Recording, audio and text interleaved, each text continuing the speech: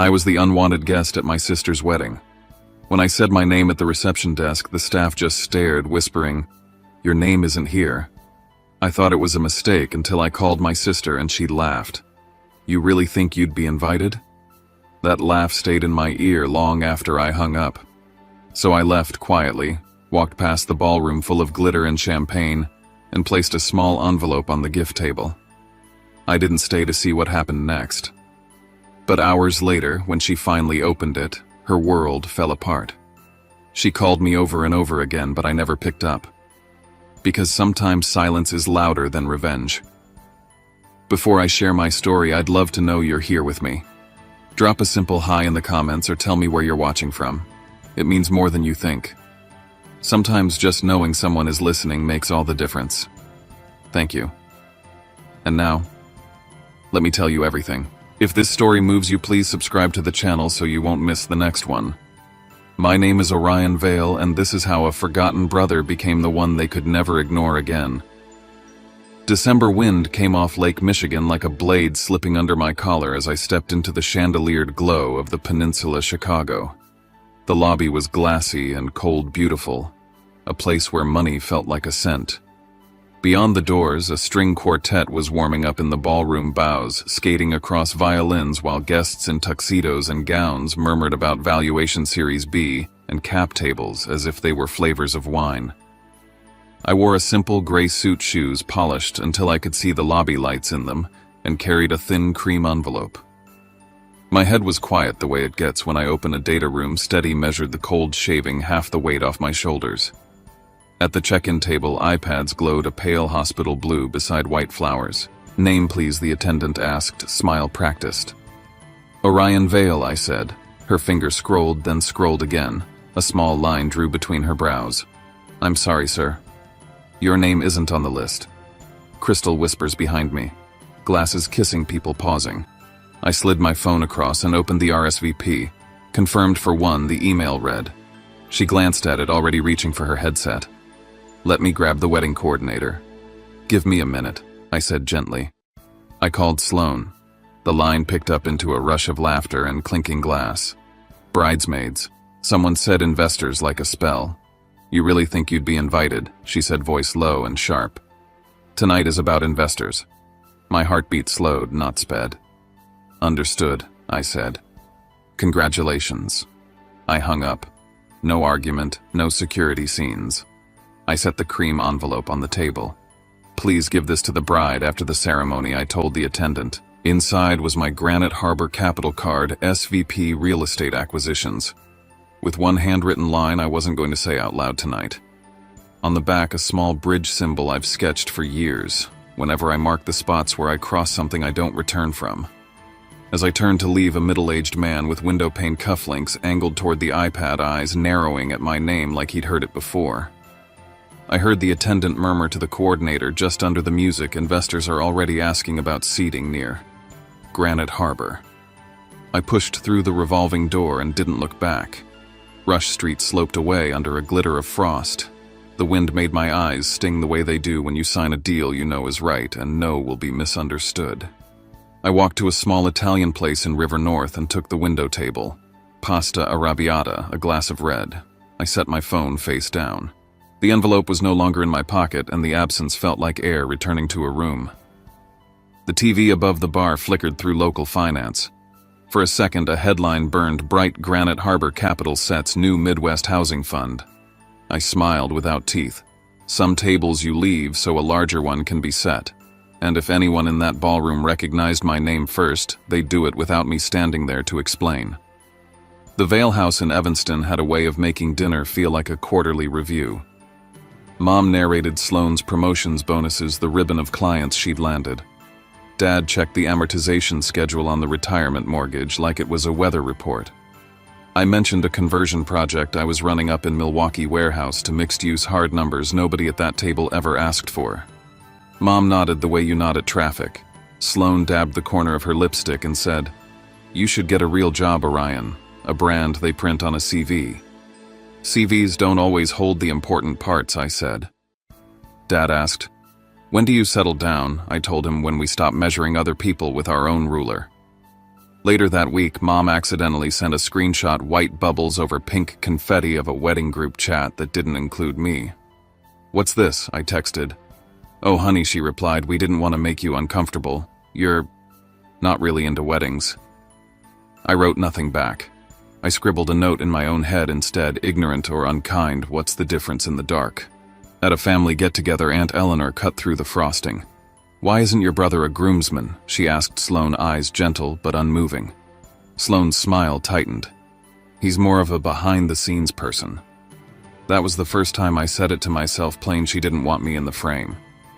Aunt Eleanor later mentioned almost idly that one of Rowan's family's investors had asked about an Orion who handled real estate allocations for them. She didn't know if it was me. I didn't confirm. Sloane posted a carousel a month out from the wedding women who carried me here. Mentor, yoga coach, stylist. No mention of the brother who lifted quietly when the floor tilted. Inspiration is the person who helps you stand. I told Mom when she showed me the post, not the one who stands in front of you.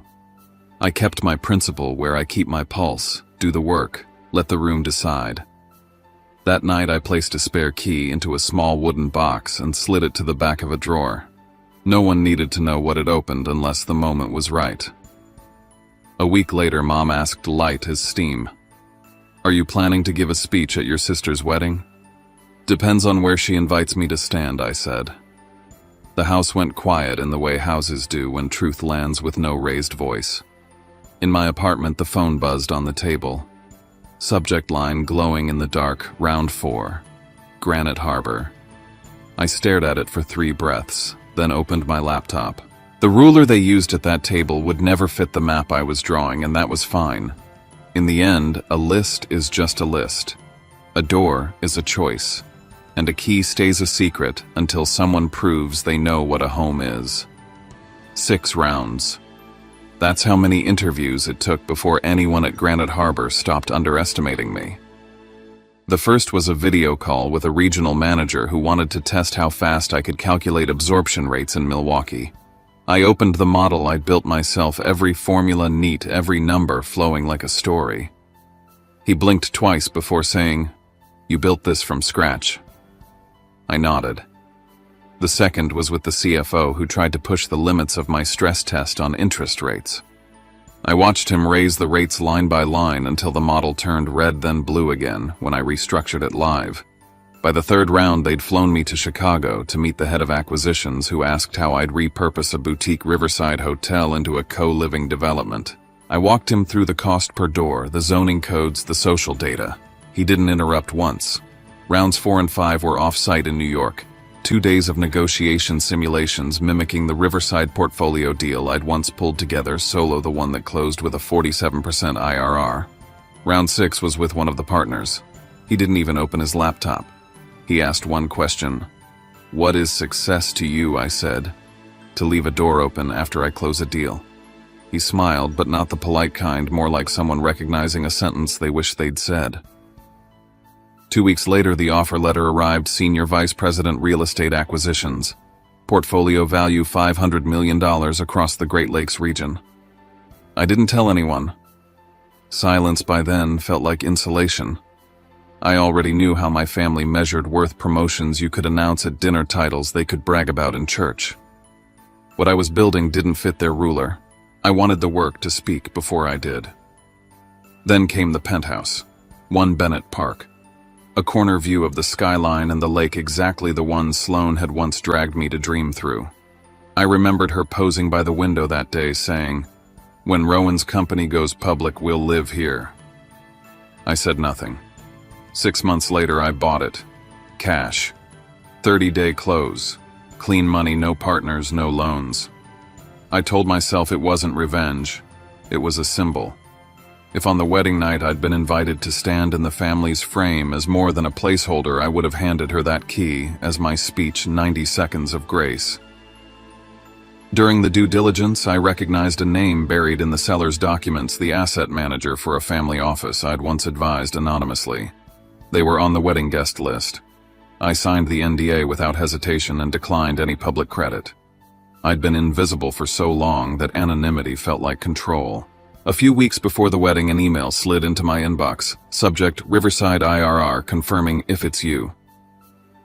I typed only I do the work. Publicity is someone else's job. That same week, I ordered a small silver plate to be engraved with a single line, "Home is who lets you in." It was meant to fit on the key box for the penthouse.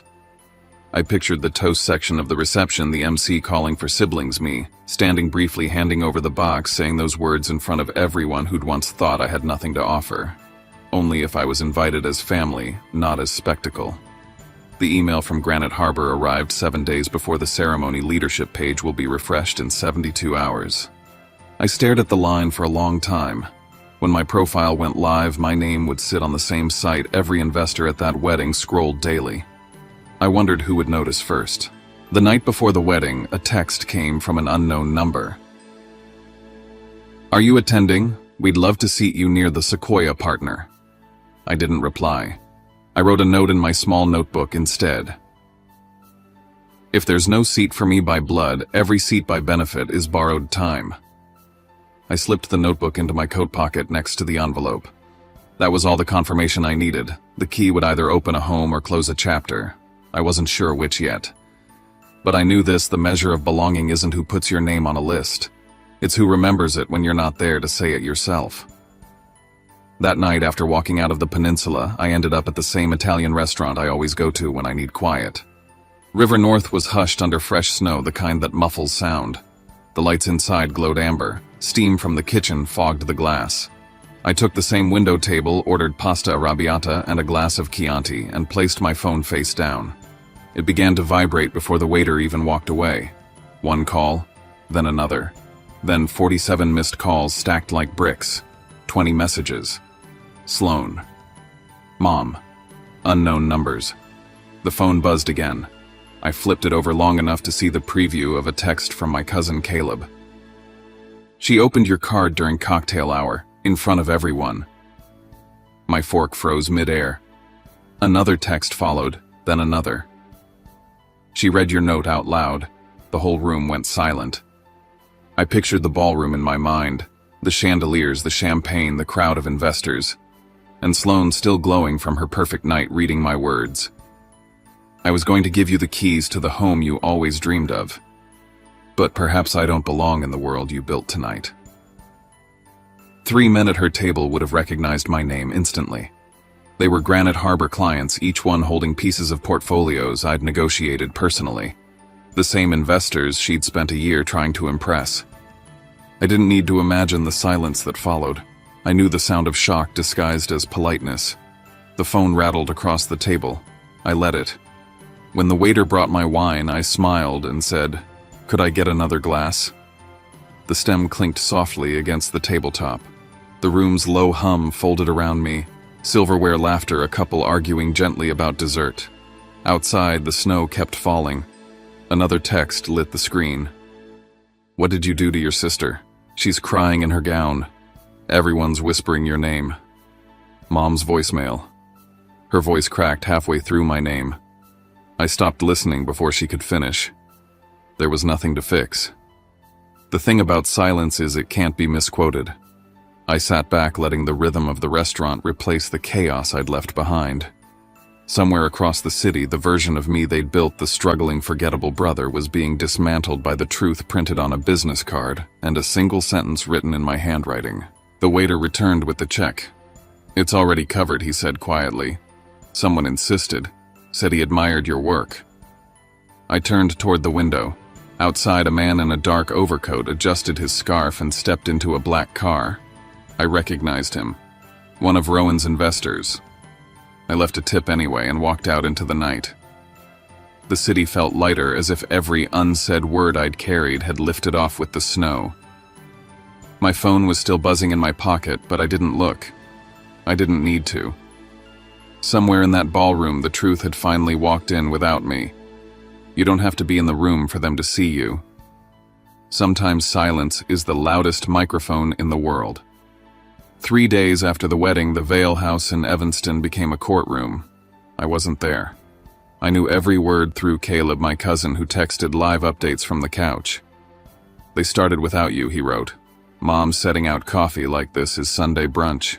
I was in my office at Granite Harbor, a spreadsheet open, numbers scrolling like static. The snow outside was a blur of white lines on glass. Back home, the air must have been thicker. Caleb's first message came fast. Aunt Eleanor asked the question, "Why wasn't your name on the guest list?" A pause. Then Sloan said, "I removed his name myself. I didn't want him to embarrass us." I stared at the screen. Even through text, I could hear the silence that followed the air pulled out of the room. Caleb sent another line. "Everyone looked at your mom." Aunt Eleanor's reply came next, typed word for word by Caleb. "You erased a Granite Harbor executive from your guest list to impress people who already invest with him." The sentence hit the group chat like glass breaking. Uncle James added, "Some people only recognize success when it comes with a spotlight." I pictured my mother's hands twisting the napkin, her voice still clipped with pride. "It's his fault too," she said, according to Caleb. "Orion should have told us." Another message from him. "She's saying you hid your job." I smiled at the phone. Let her say it. I didn't need their belief anymore. Truth doesn't demand witnesses. The arguments overlapped until Caleb wrote, "Hang on. D. Eleanor's reading your email." I'd sent it to her that morning, a clean document confirmation of the donation transfer to Lakeshore Haven, the full appraisal of the penthouse, the letter of thanks from the nonprofit. "Everyone's quiet," Caleb texted, like funeral quiet. Then Sloane's crying. She said, "He donated my apartment." And Eleanor, always precise, corrected her. "He donated his apartment. You just mistook it for yours." I leaned back in my chair, the fluorescent light humming above me.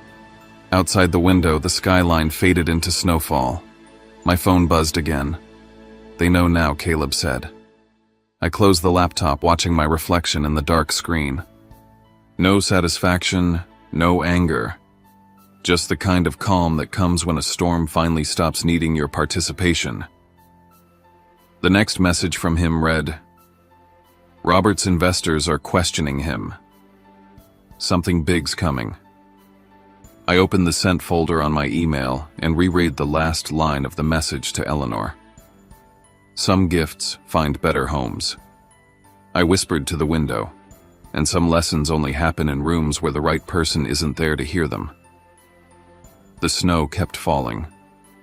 Somewhere in Evanston, the family that once measured me was now measuring themselves against a truth they couldn't control. I let the phone go dark. For once, silence didn't mean absence. It meant closure. 2 weeks later, the echo started. The first ripple came quietly, a forwarded email from one of Granite Harbor's partners. "Thought you'd want to see this." Attached was a headline. 2 investors withdraw from Rowan Mercer's Series B over concerns of personal integrity. Both names I recognized. Both had attended the wedding. That same morning, one of them sent me a direct note. "We respect how you handled that night. Integrity doesn't need a microphone." I didn't reply.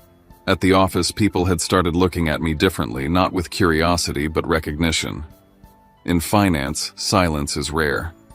When you practice it, people assume depth. By Friday, a rumor slid through the network that Rowan's board was meeting about reputation management. Monday confirmed it. A memo leaked. Effective immediately, the company will implement a spousal conduct policy to ensure professionalism at all investor events. Following recent events at the Peninsula, the sentence circulated like wildfire. It was sterile, corporate, devastating. The irony wasn't lost on me. The same world Sloan had tried to enter through perfection now had a door closed with her name on it. She'd traded love for access and lost both. That Tuesday morning, security buzzed my office line. "Mr. C. Vale, there's a woman downstairs asking for you. Says she's your sister. She's insisting." I looked at the monitor. Sloan stood in the lobby wearing a white coat, eyes hollow, clutching a cream envelope. She looked smaller than I remembered. "She doesn't have an appointment," I said. "Follow the policy." The guard nodded. I watched her argue, then deflate, and finally walk toward the revolving door. 5 minutes later, an automatic email arrived from her phone. "Please, just 5 minutes." I archived it. That night, a new headline appeared in my feed. From uninvited guest to philanthropist, the quiet power of Orion Vale. The subheading read, "The man whose absence ruined a wedding but built 40 new homes." My assistant printed it out and left it on my desk like a trophy I never asked for. I stared at the photo, one Bennett Park, gleaming against the winter sky. My reflection merged with it in the glass. For years, I'd believed success was when people finally saw you. But as I read, I realized something different. Real success is when they can no longer look down on you. I set the article aside and turned to the window. Chicago shimmered below a live, uncaring honest. An email pinged. From Maria Santos, the director of Lakeshore Haven. "We'd love you to visit the place your gift rebuilt." I read that line twice. The place your gift rebuilt. Outside, a snowplow scraped along the street, its blade catching light. Somewhere, a handful of women were sleeping in beds funded by a gesture meant to be a toast. And somewhere else, a sister was learning how small a world can feel when it stops orbiting her. I leaned back, hands behind my head. The city lights stretched all the way to the lake, each one a window I didn't need to be invited into. Some gifts echo louder than applause, I thought. Not for their value, but for who is forced to hear them. Chapter 7. Lakeshore Haven. The door. Opened by a gift. June sunlight shimmered across Lake Michigan like glass, the kind of morning that made the city look reborn. 6 months had passed since the wedding, but that night had folded itself into memory like a sealed envelope, something I could look at without needing to open again. The taxi dropped me at a quiet block in the South Loop, where an old brick building now bore a polished plaque, Lakeshore Haven, transitional housing for women and children. This was where the penthouse had gone, transmuted into something alive. Inside, the lobby smelled faintly of fresh paint and coffee. Along the hallway hung framed photos of families who'd lived here. Women smiling beside bunk beds, children clutching toys, tiny kitchens filled with light. In the center of the wall, a bronze plate caught my eye. This home was rebuilt through the generosity of Orion Vale. The words landed differently than I expected. I didn't feel pride. More like a small ache, quiet and human, as if the gift had continued living without me. Maria Santos met me at the entrance of her office, warm, composed, practical. "Mr. Vale," she said, shaking my hand, "thank you for coming. We've been wanting to show you what your contribution built." She placed a file in front of me, numbers and photographs inside.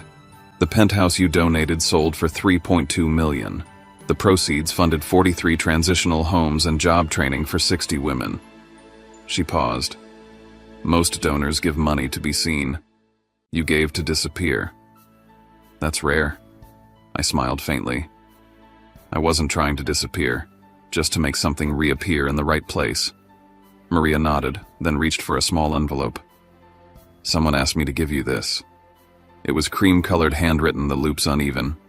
Inside was a short letter. "The key you gave built my room. I hung my son's photo on the wall yesterday. We have a door now." I folded it once, slid it into my wallet. There are sentences that don't need responses, only remembering. The conference room TV flickered to life as Maria grabbed her coffee. A local business report filled the screen. Granite Harbor Capital announces Orion Vale as Executive Vice President, Midwest Division. The anchor smiled, the stock ticker rolled. Maria glanced up, amused. "Seems your good deeds echo louder than you think." "They don't echo," I said, finishing her coffee for her. "They just find the right rooms."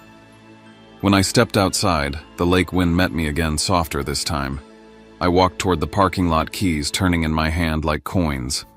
That's when I noticed the white SUV idling near the curb. The door opened and Sloane stepped out, thinner, quieter, her face stripped of the armor she used to wear. She carried a bouquet of lilies stems trembling slightly in her grasp. She didn't come close. Instead, she placed the flowers by the center's door, straightened them, and looked at me. "I came to see what you turned my dream into," she said. I met her eyes, not unkindly. "It was never your dream, Sloane," I said. "Just your wallpaper." Her eyes welled, but she didn't argue. She nodded once as if she finally understood something I'd stopped trying to explain long ago. She walked back to her car. I watched her leave without bitterness. It felt like the last page of a chapter closing itself. Standing there, sunlight scattering off the hood of my car, I realized that peace doesn't arrive when people apologize. It arrives when you stop needing them to. For the first time since that winter night at the peninsula, I felt the air move cleanly through my chest.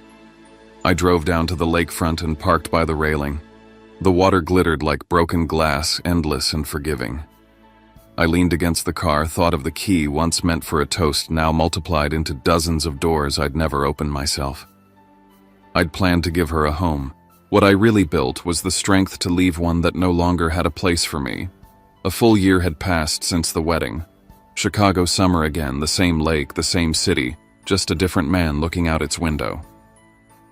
My new office was on the 47th floor of Granite Harbor Tower glass, stretching from carpet to sky.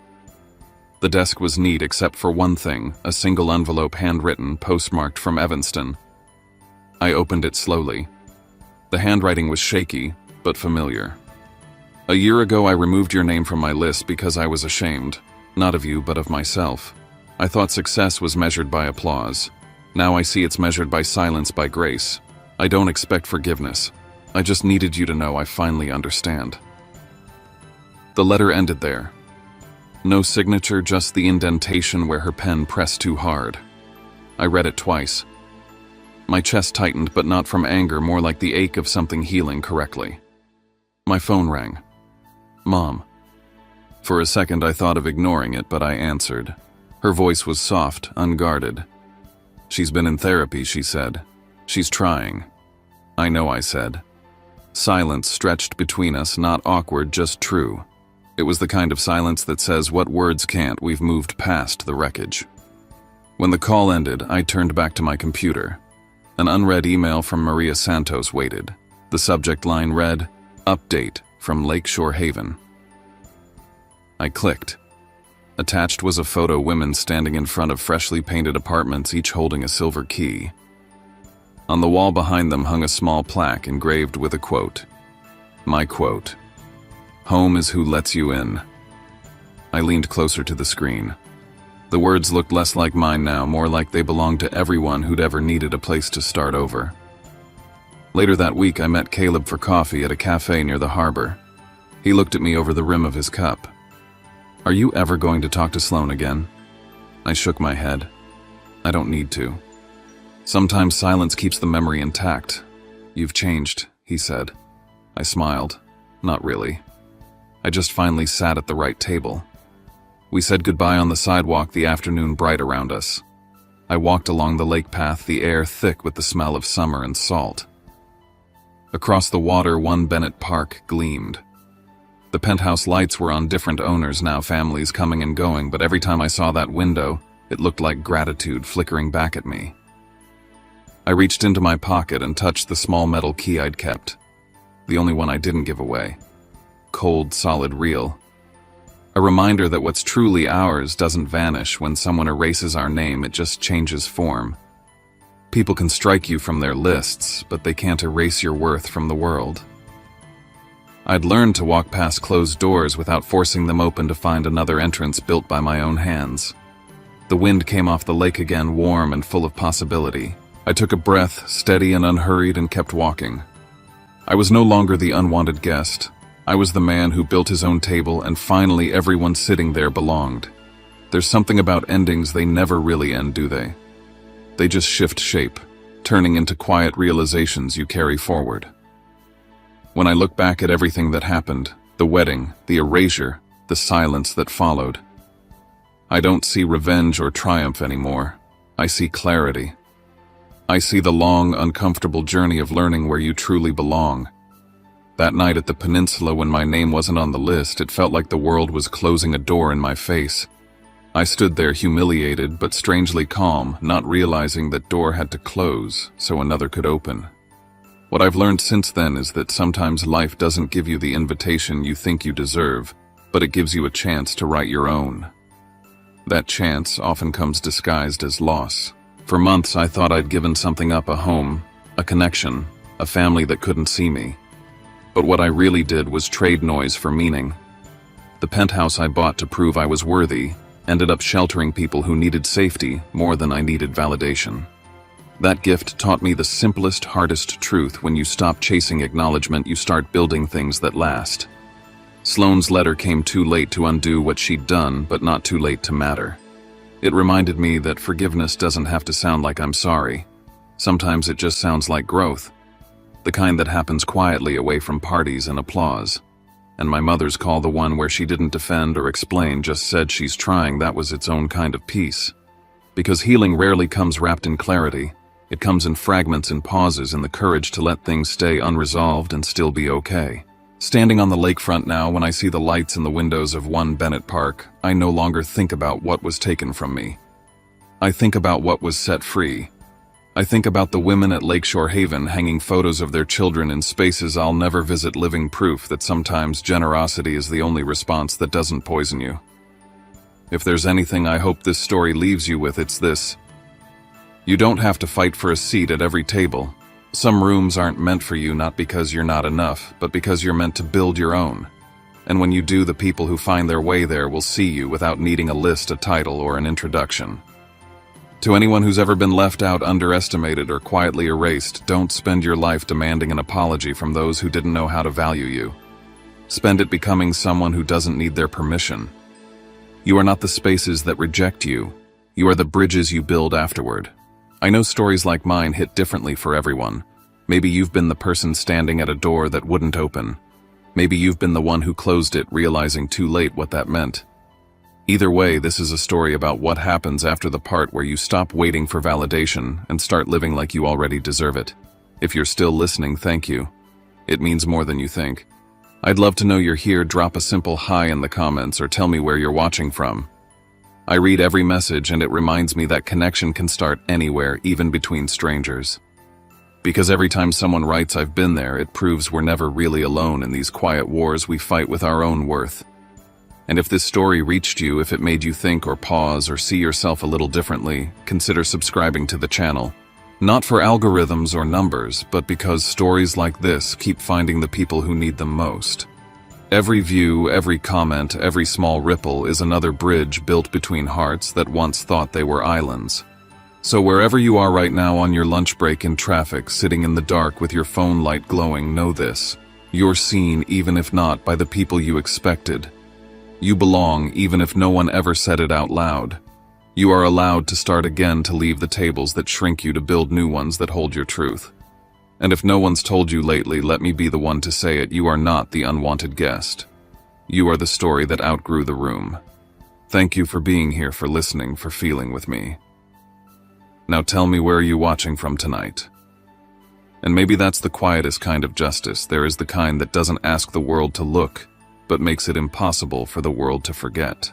When people hear my name now, it's not tied to a scandal or a wedding gone wrong. It's tied to something that actually matters. And I've realized that legacies don't need to be loud, they just need to be honest. Sometimes I drive by Lakeshore Haven at night. I park across the street and watch the lights flicker on one by one. Mothers tucking their kids into bed, laughter floating through open windows, the kind of small, ordinary joy that used to feel out of reach. Nobody there knows who I am, and I like it that way. Because this quiet impact is what real belonging feels like. It's not about being recognized. It's about recognizing yourself. People often think closure comes with final words or grand gestures. But real closure is quieter. It's the morning you wake up and realize the anger's gone, replaced by something gentler, almost grateful. It's the moment you can hear your own voice again, unshaken by who did or didn't invite you. So if you've been written out of someone's story, don't waste your energy trying to edit your way back in. Write your own version. Let your kindness, your work, your persistence be the loudest thing in the room. Because the world remembers integrity longer than it remembers spectacle. And when you finally find peace, when you stop explaining yourself, stop rehearsing what you'd say if they called back, you'll understand what I mean. When I say that silence isn't empty, it's full. Full of everything you built when no one was watching. If you've stayed with me till this point, thank you. You didn't just listen to a story, you shared space with it. That means something. If you can leave a comment, tell me where you're watching from, or what moment in this story stayed with you. Your words keep this circle alive. They remind me that stories don't end when the talking stops, they continue in the hearts that carry them forward. And if you believe in stories like this, stories about redemption, quiet strength, and finding peace where pain once lived, subscribe, stay connected. We tell these stories because someone somewhere needs to hear that it's not too late to start again. Because it isn't. It never is.